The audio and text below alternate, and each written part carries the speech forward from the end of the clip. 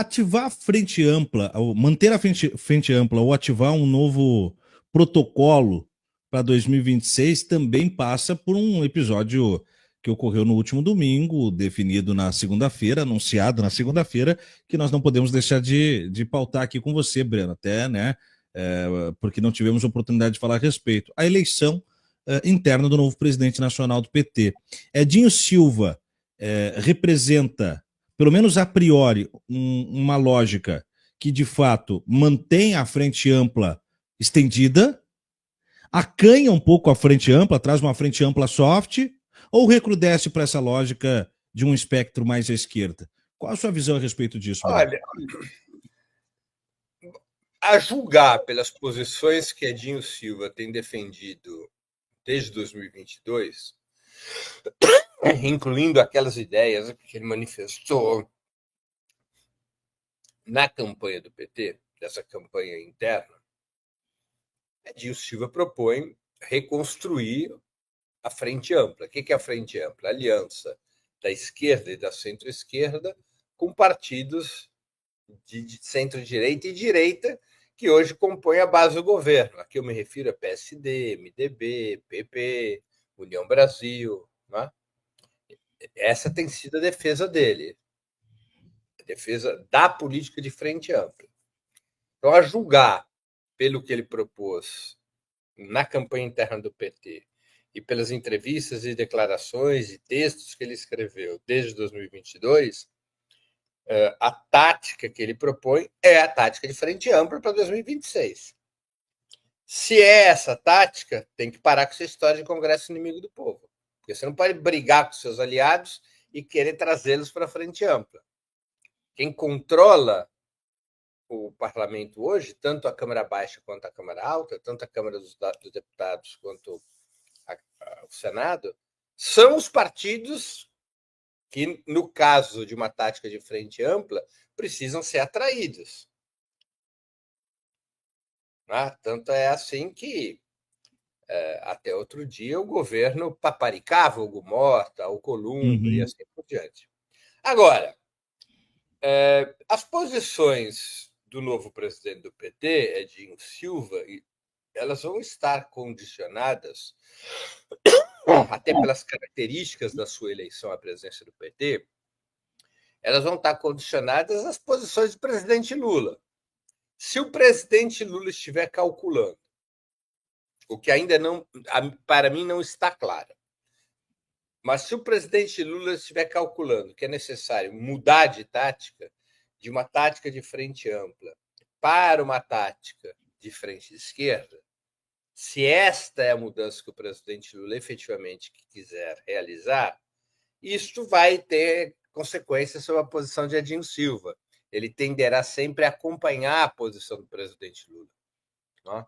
Então, isso teria, digamos, aí nesse caso, as ideias que a orientação que tem sido defendida por Edinho Silva passa a ter menor importância, porque a orientação fundamental é aquela expressa pelo presidente Lula. Não?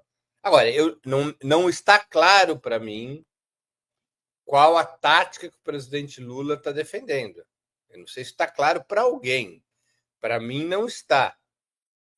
Quer dizer, nós tivemos na semana passada uma mudança brusca do comportamento do governo, do PT e da maioria da esquerda em relação ao parlamento, em relação à maioria conservadora que controla o parlamento. Ao invés de uma política de acordo, uma política de choque, de combate. Bom, isso foi um episódio ou faz parte de uma nova tática? Eu acho que isso ainda não está claro. Né? Por exemplo, estão convocados em várias cidades do país atos amanhã De fato. pela isenção do imposto de renda, pelo projeto de isenção do imposto de renda até R$ 5.000, com a taxação sobre os super ricos, pelo fim da escala 6x1, enfim, por essas propostas do próprio governo, ou quando não são do governo, enfim, propostas do campo popular, estão convocadas essas manifestações.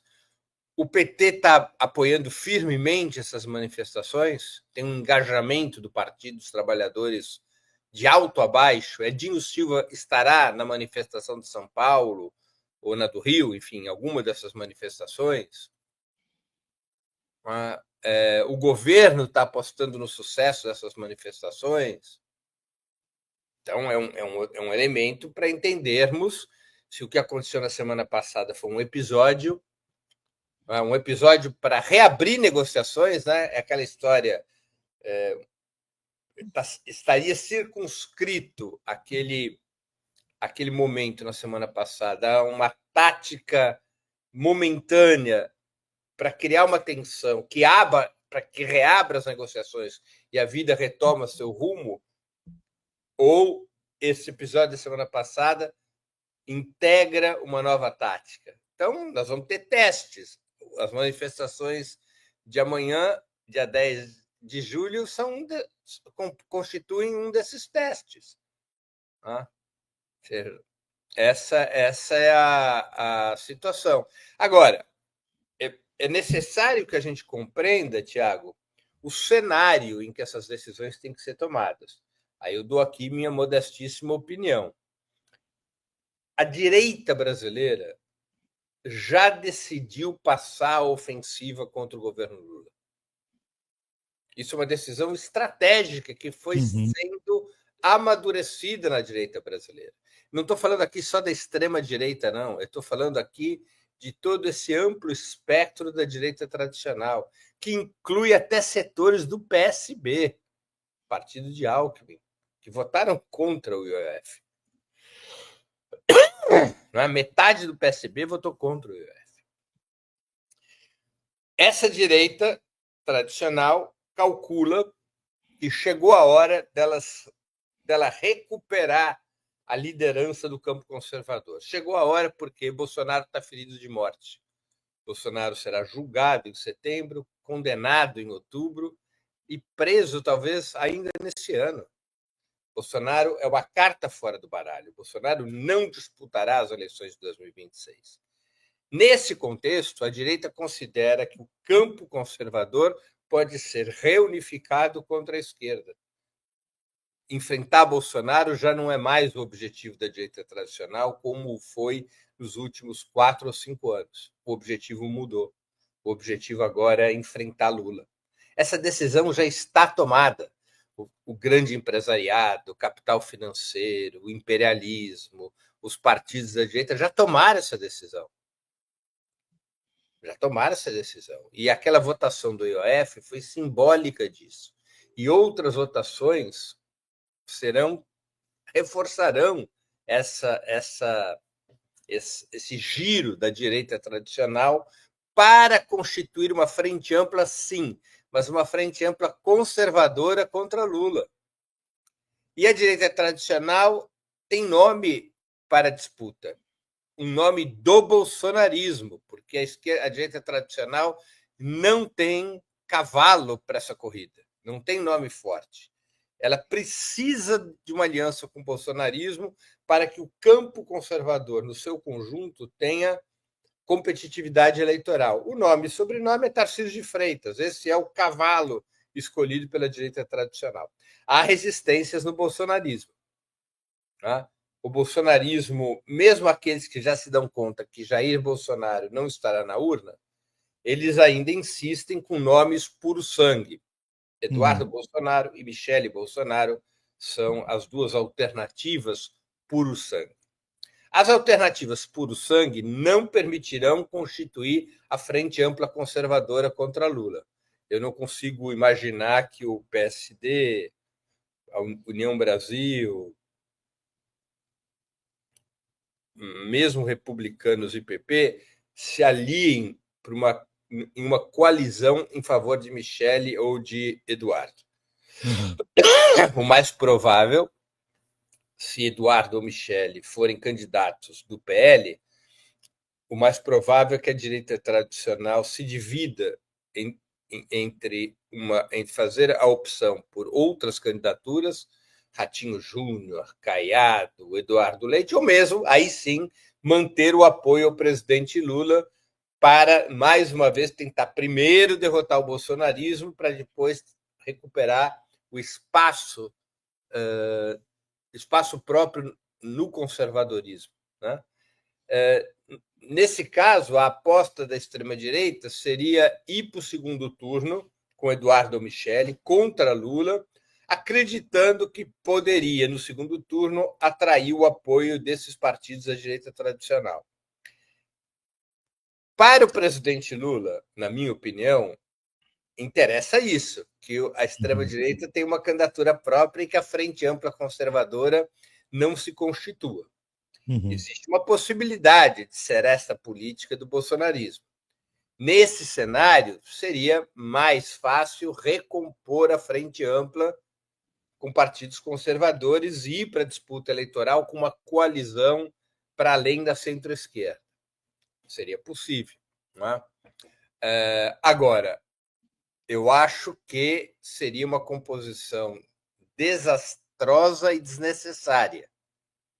Ou seja, desnecessária porque o presidente Lula não precisa de uma coalizão com esses partidos para disputar o primeiro turno. Qualquer que seja o cenário, o presidente Lula estará no segundo turno.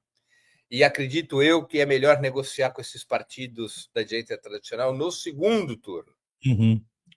Aumenta o poder de barganha. Né? Emparedando-os na opção, novamente, bolsonarismo versus Lula. Né?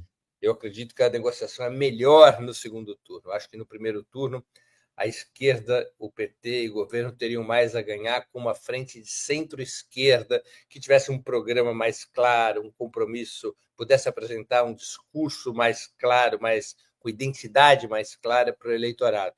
Né? Agora, eu considero que nas últimas semanas tem avançado a hipótese de uma frente ampla conservadora. Porque o Jair Bolsonaro tem que fazer o seguinte cálculo. Ponha-se no lugar dele, Tiago. Ele vai tomar uma sentença pesada. É provável que ele seja condenado a alguma coisa entre 30 e 40 anos de prisão. Na melhor das hipóteses, ele sairia em regime semiaberto depois de 5, 6 anos de cadeia fechada, em regime fechado. Não há como impedir isso. Essa decisão já está tomada. Eu já disse isso antes, eu vou repetir. Há provas do envolvimento de Bolsonaro numa tentativa de golpe de Estado entre 2022 e 2023.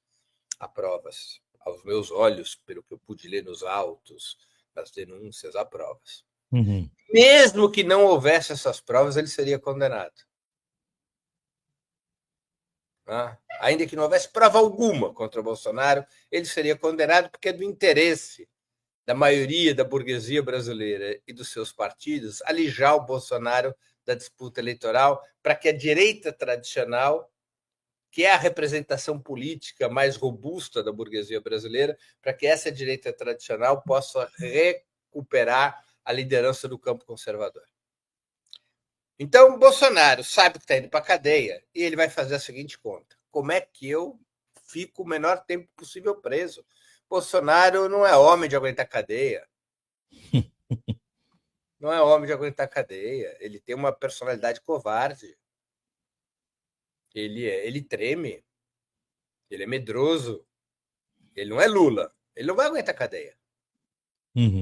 Não vai aguentar cadeia. Então ele vai pensar assim, bom, a única chance que eu tenho é se ganha alguém da direita com o meu apoio e, em troca, me garanto o indulto caso seja eleito. Qual é a possibilidade mais garantida que ele tem para isso? Alguém da família. Não. Alguém da família, ele pode perder a eleição, porque ele não vai ter certeza que os demais partidos da direita tradicional irão apoiar a família Bolsonaro no segundo turno. Aí seria se abraçar no Tarcísio. Exatamente, se abraçar o Tarcísio.